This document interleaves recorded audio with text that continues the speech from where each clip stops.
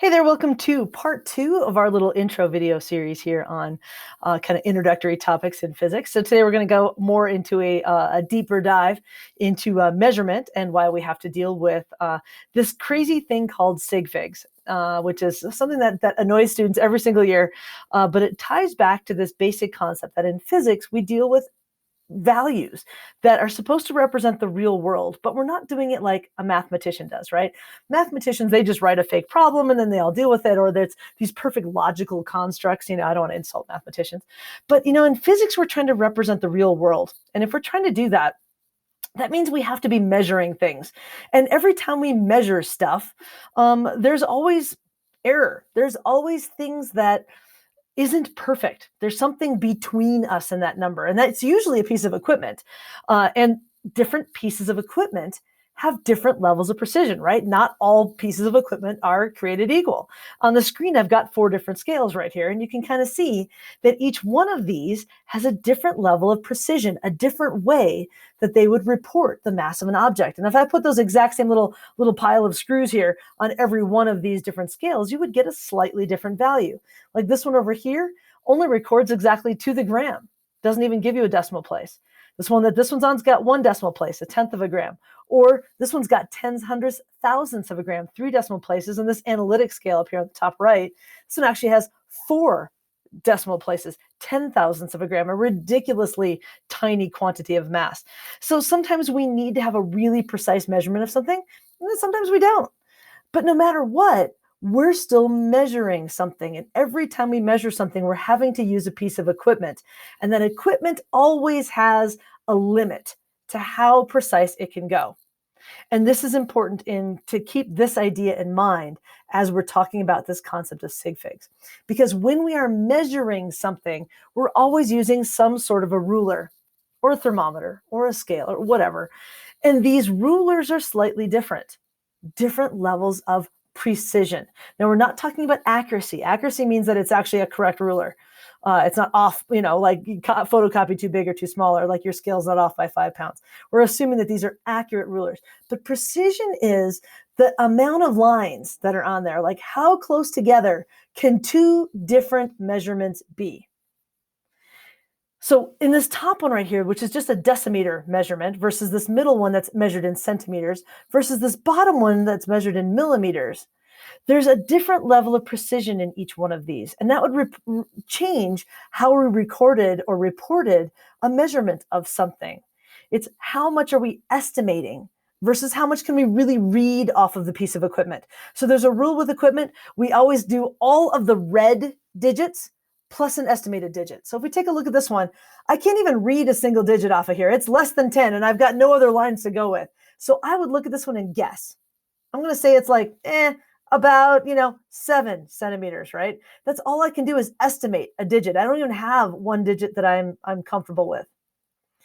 If I go down to the next one and take a look at this one, I've got a little bit more here that I can do. Like I know it's between 7 and 8, right? The 7's right here, and then the 8 is right here. So I know it's not just 7, it's not 8, it's not 7.5, but now I can get a little bit better. Maybe it's 7.8, 7.7. I don't think it's 7.9. I think that would be a little bit further along. So I could say maybe this one is 7.8 centimeters. Again, I can read that it's 7, and then I'm guessing that it's 8. And if I look at this bottom one down here, I can get even better off. I'm going to actually switch this down a little bit so I can kind of see exactly where it is. Let's kind of slide this down directly over where it is on that ruler, because I can kind of tell where it is. Let's get it lined up here just exactly right. Okay, so there's the 5. All right, so now I can kind of see where we are. So this line right here is the 0.5. So 7.5, 7.6, 7.7. Looks like it might be just under 7.8. So maybe this one down here, we would say it's 7. Oops, sorry, I got to write on the side here. Change my pen, sorry. Maybe this one down here on the bottom, we would say it's 7.79 centimeters, just under 7.8. And each one of these now, because we're using a different ruler, has a different number of decimal places to it. And again, this is how we're talking about measurement precision. If I have an imprecise tool, I'm going to have less digits. If I have a more precise tool, I get more digits to it every time. I have more certainty. I can read more values, and then I always guess the last one. By the way, if it's right on the line, if we looked at that last one, we would say it was 7.80. It's not different, just 7.8.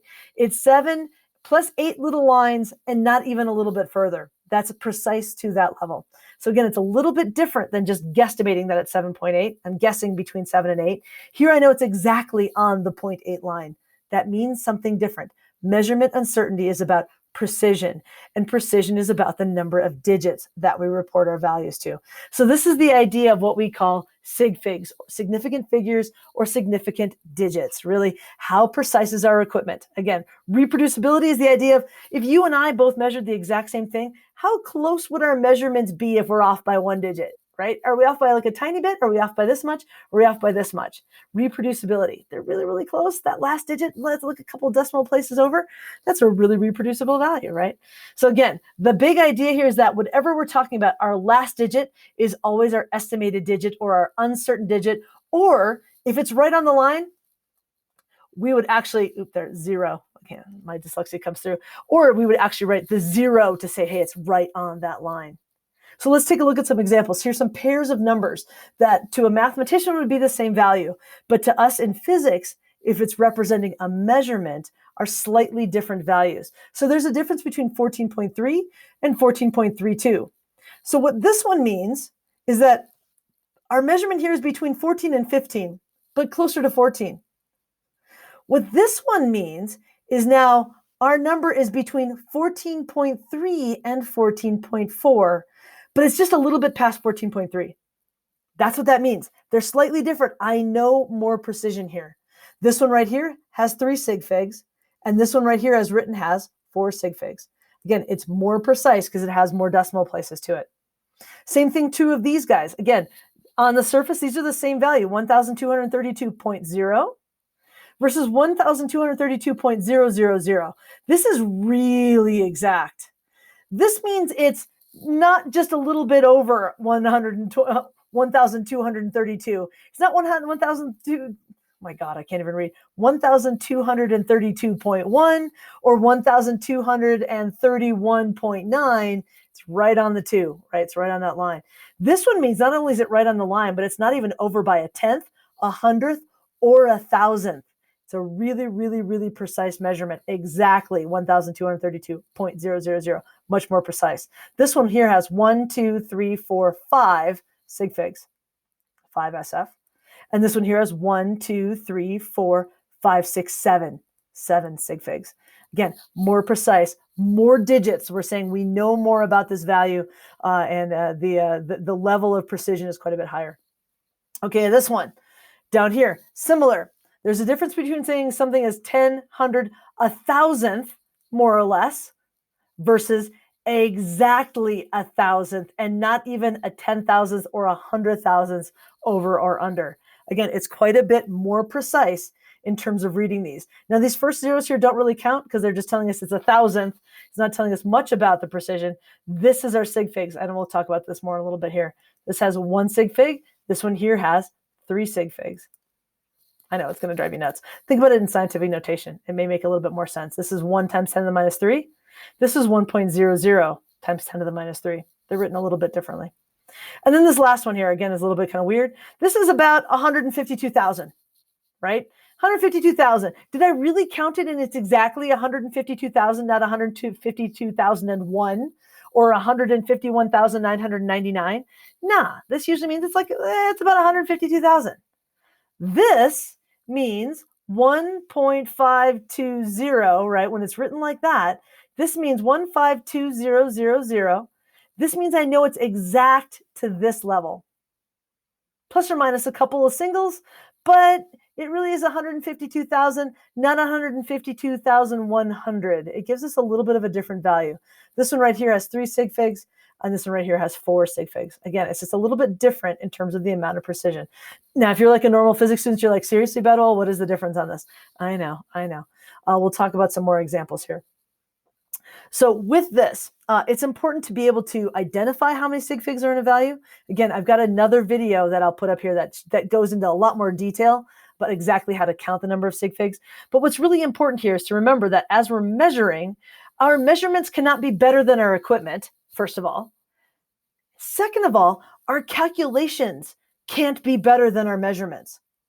But our calculators don't know anything about this. Calculators are like the golden retrievers of the math world, right? They are super over enthusiastic. They will take everything out long division to the furthest decimal place they can possibly give it to you. Yeah, but they don't know what they're doing. They're just carrying out an algorithm. That's all that they're doing. We are the ones that understand that the measurements that we're talking about, or the numbers that we're talking about, are related to measurements. They're related to equipment, and they're related to precision. We can't have more precise answers than our original measurements.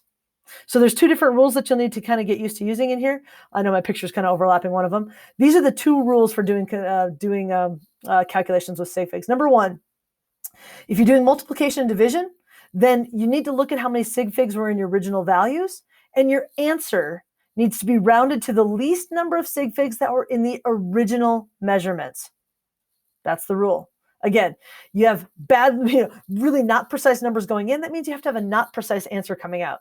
So you would take a look at what were my original values, my original measurements, and make sure that my calculated answer matches the least precise of my original measurements.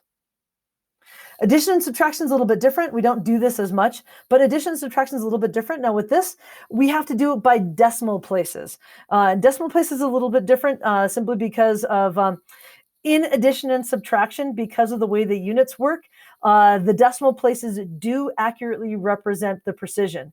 In multiplication and division, they don't, because of the way calculations work. Especially think about division, right? You can kind of carry out remainders a long way. So you got to be a little bit pickier in terms of how they work. The addition and subtraction one can be a little bit more obvious in terms of how that one goes. So those are our two different SigFigs rules. So here's some examples of what this would look like. So we want to do the first one, 139 centimeters times 2.3. So I'd go to my calculator, 139, here it is, times 2.3. And my calculator answer has 319.7. That's what my calculator says. So let's take the units and let's take a look at the value to it. So centimeters times centimeters will give us our units. Centimeters times centimeters gives us our units. You hear me talk a lot about units. But now let's take a look at our SigFigs. Okay, this one's got 3 SigFigs. This one here has 2 SigFigs. Now, as I'm not saying decimal places, 2 SigFigs. This is our least precise value right here. It's only got 2 SigFigs. That means we need to round this to only 2 SigFigs. So what does that look like? Well, here's our first digit. Here's our second digit. And now we got to take a look kind of here to see, do we round up or round down?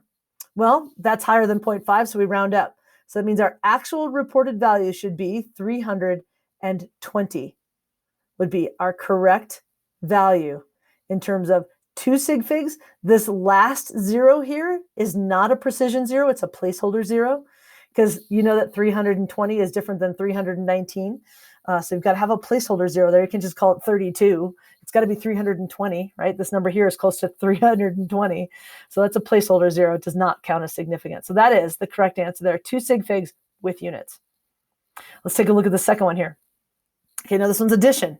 So now when we're doing addition, we're looking at decimal places. So let's take a look at adding these two things together. Again, my calculator says 6.201 plus 347.4 equals, okay, calculator says 353.601. Centimeters plus centimeters, the units is still centimeters. And when you're adding, they have to be in the same unit. It's always one of those things that happens.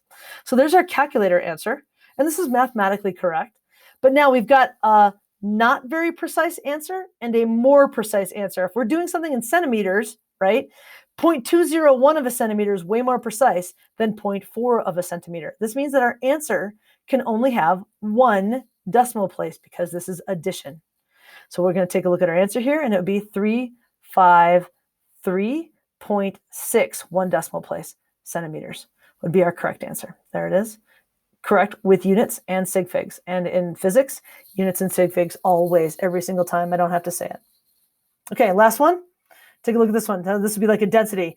18.21 grams divided by 4.44 cubic centimeters. So this is a volume down here.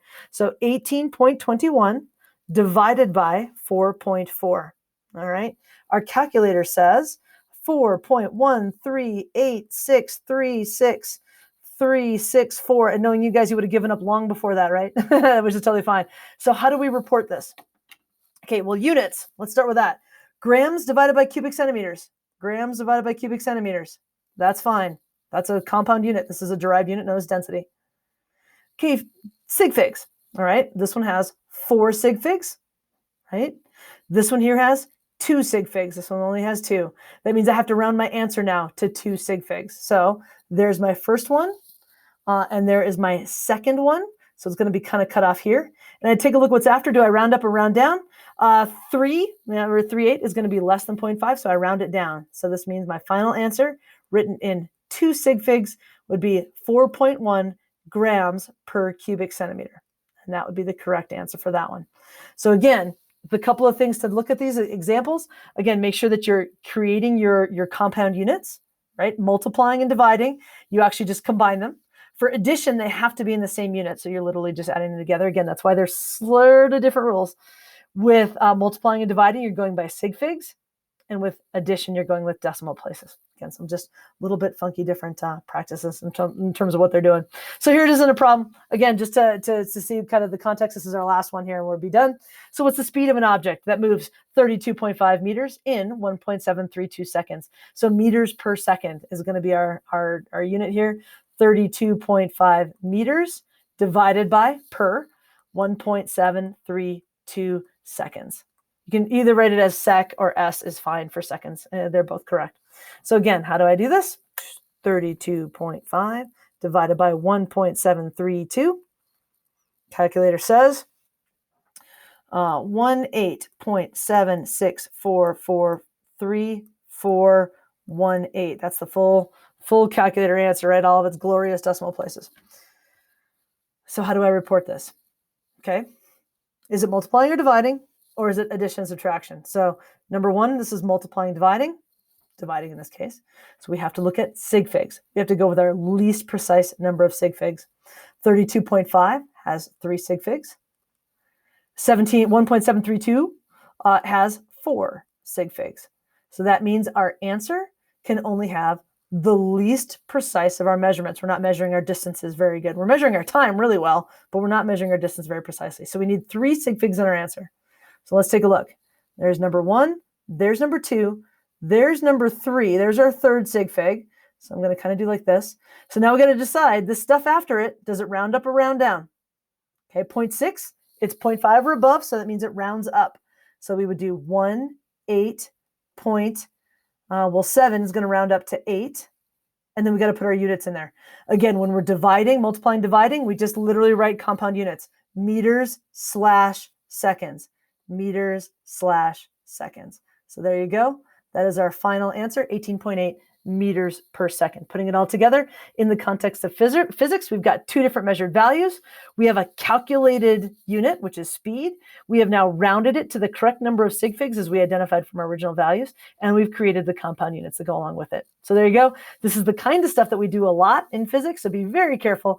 Start paying attention, really close attention to your units and to your SigFigs. All right, here we go. I'm going to hit done on this one, and last one will be about graphs.